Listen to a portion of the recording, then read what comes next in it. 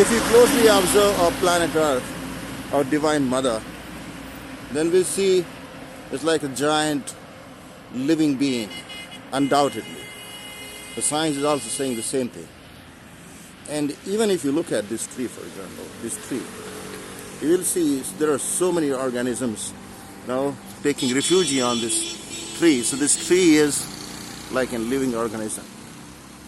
And even if you take our own body, ladies and gentlemen, then you'll see there are so many microorganisms living on the body, in the body.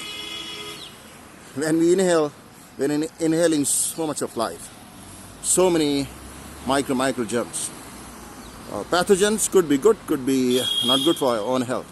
But our body is a home for so many living beings, not visible through our eyes.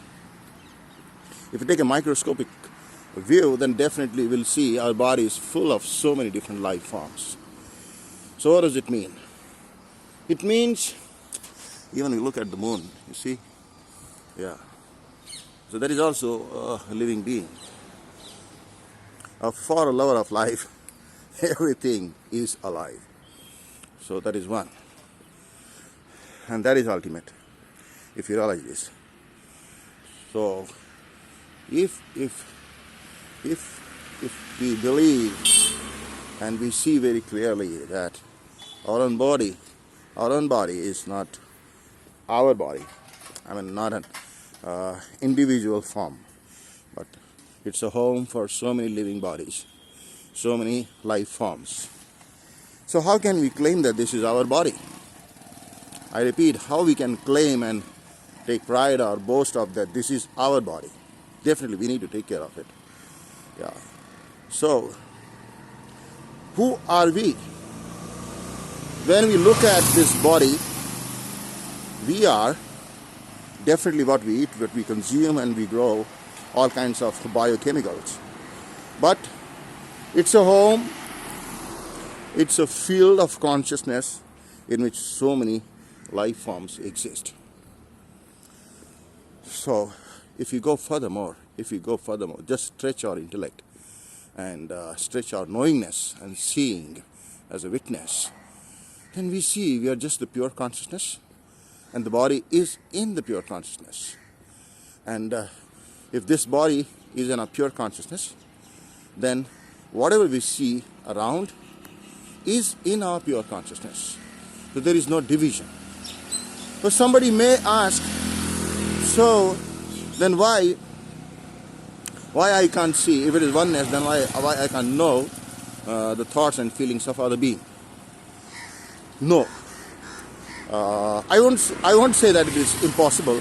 It is quite possible with the advent of new technology and science. In fact, during the esoteric and maybe the very primitive times, very ancient times, people were able to know each other's thoughts. They were able to read. They were able to do telepathy. Even it was very easy for them, those who used to get into deeper aspects, dimensions of meditation. But even now, science can know that. You know, there is some research going on that there's something about neurology, and if they can touch, they make a connection, some sort, and you will come to know. If you slap someone, then you can feel that pain on your body. It's quite possible. But however, I was trying to say that, every individual, every body, every brain has its own limitation, has its own design, and it has its own privacy. That is contained in the brain.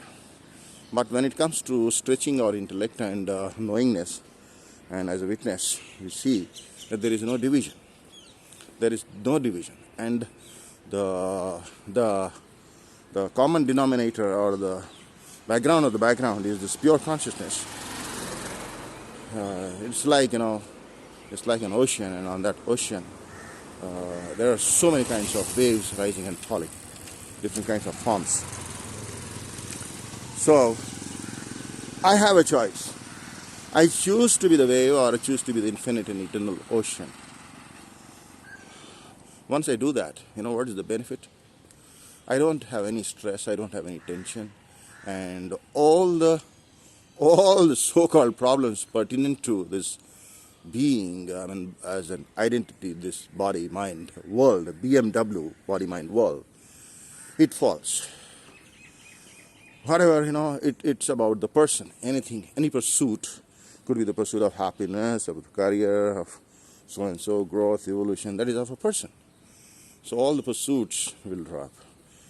And then you are no more a person, you are just a phenomenon, or if I may say that you are just a person, presence, not a person, just pure presence. And also when you closely witness you as a living entity, as a living form, you will see for the first time, definitely you are not thought, you are not an emotion, but you can also see the way you are living, the way you are being alive, that kind of feeling is no more the same, it is something else. First time you will see, oh my God, what kind of feeling is this? It is very unusual feeling that. This is the feeling of being alive. Being alive so far was very different, and now it is very different. The way you are living is very, very different. You see, at times you may feel very difficult to sustain and contain in this body when it comes to your consciousness, because that consciousness is so infinite. It's very difficult. But then you accept. And in that total acceptance, you are at bliss. Bliss, love, compassion are your qualities, are the qualities of this pure consciousness, and we call that whatever you call it as energy or whatever. This is what it is. So, if I may summarize, ladies and gentlemen, divine soul, that we are not the body mind, definitely that is our extension that exists in our pure consciousness, and it has its own functions. If you look around, you see cars, you may say grass, you may say anything, the electric poles, and even my Divine Father is rising now. Sun. It has its own responsibilities, it has its own function, isn't it? So, that is how.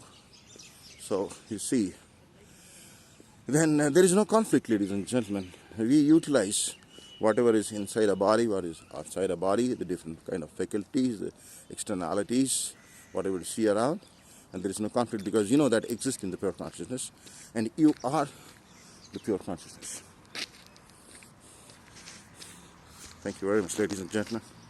I pray to God, I pray to Allah, that every bit and every being be in great peace. Thank you.